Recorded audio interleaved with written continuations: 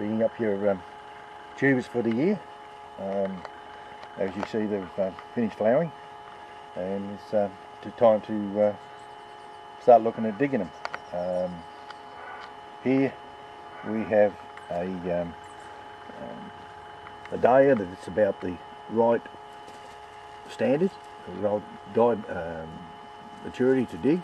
You can see that all the leaves are dried back, and the bottom of it here, it's down to about here, and the bottom is still green, and that's the ideal time to do it. Don't wait until this is one here, so the stalk's dead, the water's in there, and it will go down and affect your tubers. Take it at that stage there, and your tubers will be a lot better for it. Over here we have another one which is not quite ready to dig. It's still too green, it's still got too many green leaves on it. But if you move, we go to the next one back over here, you will see that the stem down here is not green, it's darkening off. That's got water in it. That needs cutting. Don't let it go any further than that. Take that one off as well.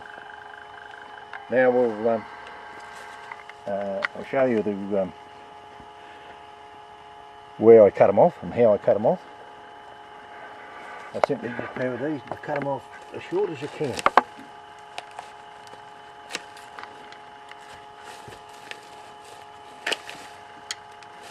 Like that.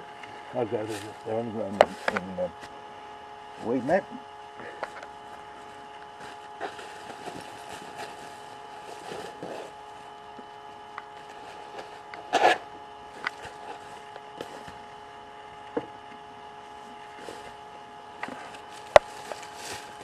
Hold it back over the top.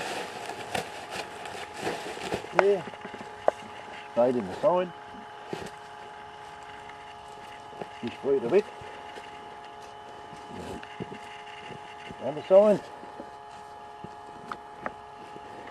Now, the reason why I've cut that as short as I can is it stopped me grabbing hold of the stem and pulling the stem. Breaking it. And that breaks your necks off. So just leave it like that, put your hand in the other side where the groove is, and just roll it with your shovel, or some people use two shovels or spades. Now that's all loose. Put your hand underneath there. And there's your clump of tubers. Right. We'll take that clump now, and then I'll wash it off and cut it up. Wash off your dirt off your tubers so you can see your eyes. As you can see, I use a barrow at the bottom. It's ideal because it's got a hole in it, the water runs out and keeps the dirt in. There we are there. That's if you're going to cut them up straight away. There is another way of actually, some people store them still in their dirt, as in a clump, and put them away in a shed or under a bush. This is the one that I've dug. I don't do it normally this way, but this is one that's been dug up on purpose, just left like that, to say it's an alternative way of doing it. But leave the dirt on, stop them drying out. Then with this you cut them up when they shoot or before you go to plant. That's another way of doing it. As you can see, as long as the dirt sticks on it like that, as you can see, the tubers there are still quite good. The tag sits on the top that tells me what it is, and that can be stored in a shed, or like some of the garden varieties, you can put them under a bush, where a fully dense bush, stop the frost getting on.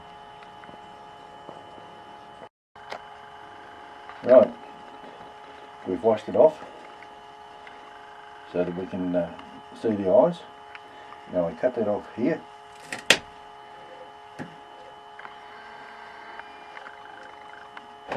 Now, if you can see the eye shoot there, the eye, You see that?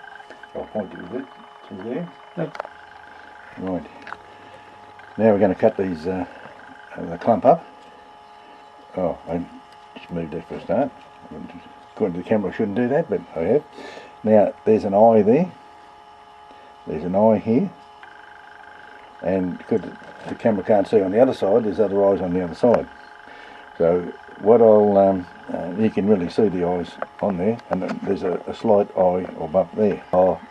The tag, that is the tag that is dug up with the clump, and it's most important to keep your tag or mark it or number it, put your name on it, whatever it is that's got to go with it, because you'll get them all mixed up.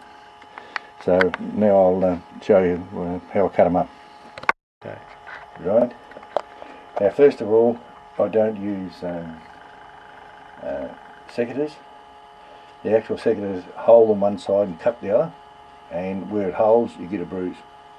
I don't want that to happen.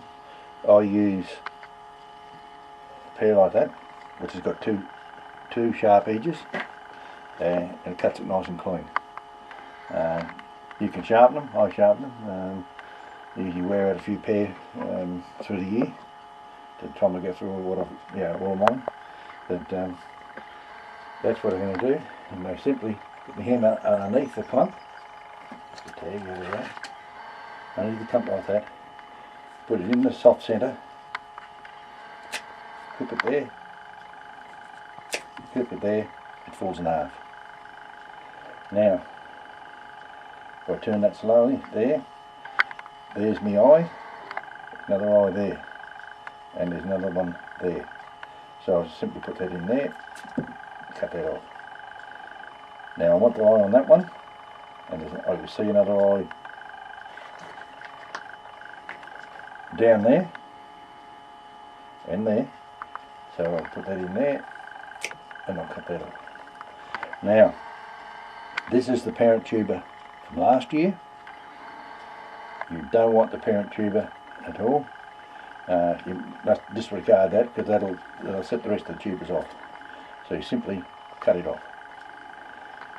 Now, I've got what a tuber here is a bit weak, as you can see, because it's been sitting on it and when it's washed, so I'll cut that off. We don't want that. Now I've got an eye there and an eye here. I've got a tuber down here and one there. I can leave that like that and have two eyes to work next year, or when I plant it like that. That's quite acceptable. The reason we cut these up we don't want the whole clump. This has probably got could have up to 6 eyes on it. We don't want 6 shoots coming out of the ground, because the area around it can't feed the plant to get successful flowers for showing or for garden. You must reduce the amount of shoots you have come out of the ground so that you get a better flower. You're better off doing that way and then working on your bush when it's growing. And you get a lot more flowers that way by disbudding and so forth, or cut them off for vases. And the more you cut them, the more you get. But we're only doing the tuber stage at this stage. That is fairly. I could get that off there, like that. There's my shoot eye there. There's the one there. Now, this is the one, the eye there. So I'll just trim that up a little bit there. The tail on the end here, don't cut it off too short. That is broken off actually. It's acceptable. It's okay, but I prefer to have something like that. Just take that little bit off there. When this tuber shoots and goes to grow next year, the fine roots will come out here. These are the first roots that provide for the plant. It comes out here, then it shoots this in. And that's where your quick growth comes from, is the actual tail. I noticed that's got a little break in it there, so I'll take that off there. Now that is ideal. Size of the tuber, you don't want big tubers. Tubers like that are ideal. Nice and plump, smooth, solid, and a good eye. The whole 4 of those to me are quite good. Now here's I must have had 2 tubers in it last year, the parent tuber, and there's the other one there. You can tell the parent tuber by, it's usually square across the back here and a lot older. Sometimes they'll come out of the ground, they're a lot harder to tell. But if you're not sure, just nip the back off and you will see the difference between a normal tuber and one of these. You can see it's quite watery, there's no actually texture actually in the middle. Sometimes they're quite brown, and that's why we don't put that back in there. It's similar to a seed potato. Most people have seen a seed potato. It's just watery, it's had it, and you don't use it again. Now, I'll cut the rest of this up. There's more under there. So I'll go straight down through there like that. Cut the ball off. There's no eye in that one. I don't want that one, so I'll get rid of that one. There's the eye up there. There's your eye underneath that one, so I'll just simply leave that like that. That tail's quite good, I'll just nip a bit off the end, and there's my tubers. Now, there is some argument that you can cut them off and they are better being cut off. So if you're using a spade to cut your, dig your tubers, if you cut this much off the end of them, don't worry about it. What it tends to do is make the actual tuber send out roots from here, directly underneath your eye. If it sends out shoots under your eye and not down here, then you're bypassing the actual tuber. So, and less chance of the tuber rotting, because it's grown from here, it's not relying on the tuber to grow.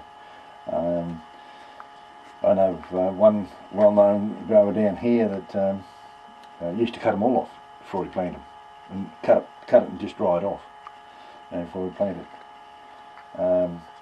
And that was his idea, so that you get the roots come out from under here instead of out here. If it comes out here, naturally it's got to go through the tuber to the shoot, whereas here it's fed direct, the roots are straight underneath it. So you bypass the actual tuber. Now, the last couple of years I've been trying to experiment with different stuff to seal them, and I found that the best stuff to seal them with is just plain cement. Just like that.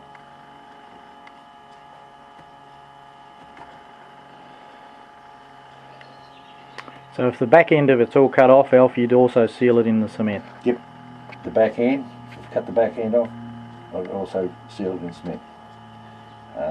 That'll just dry it off, and it seems to be something in the cement that stops anything getting into it. Known that if you've got a rotten patch or something on a tube, on the end of the tube, if you cut it off and put it in cement, most of the times it survives. So that's the reason I actually dip in the actual cement. So I'll do these.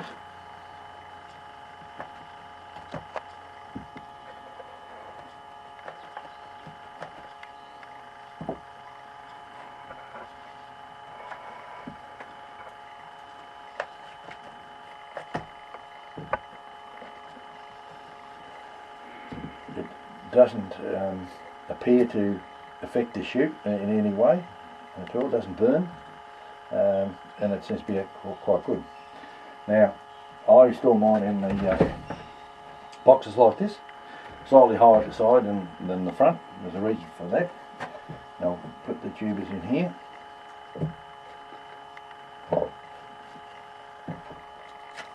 No, this can't that I've just cut up was also a seedling from last year, but there's the tag for this year, so it's back in there to go on next year. Now I'll show you what I put in with them. Right, this is what I use. This is a shaving, a fine shaving. You can use sawdust. I use pine. I prefer pine because of the resin in the hardwood is harsh. I know some people use the hardwood, but make sure you don't get it too green if you with hardwood. But I find this quite good. Now this has got moisture in it. It's not wet. You can't wring water out of it, but it's wet, and that's what I actually store them in. So I put this in there up here, lift them up,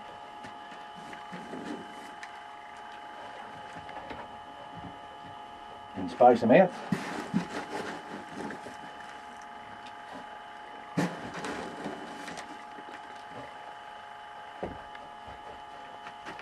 There they are. Now they go in the drawers for next year. I'll check them throughout the year. Coming into planting time, because the drawers are up there, I walk along with a little fine sprinkler with a hose, and just because I've got so many of them, and give them a bit of water 2 to 3 weeks before planting. I'll go along and do that because I want them to shoot through those eyes, or some that haven't got eyes, you put them in there just the same, and only plant the ones that have eyes that are shooting. If I want them, by moistening them then, I prefer them to go off in the box if they're going to go off. Still after you plant them, you've done your work, so you're better off going off here, moisten them up, make sure they shoot, then put them in. We'll put them in there, dear. You're going to see. Well, you can actually just see that the way it is. It doesn't have to be that box.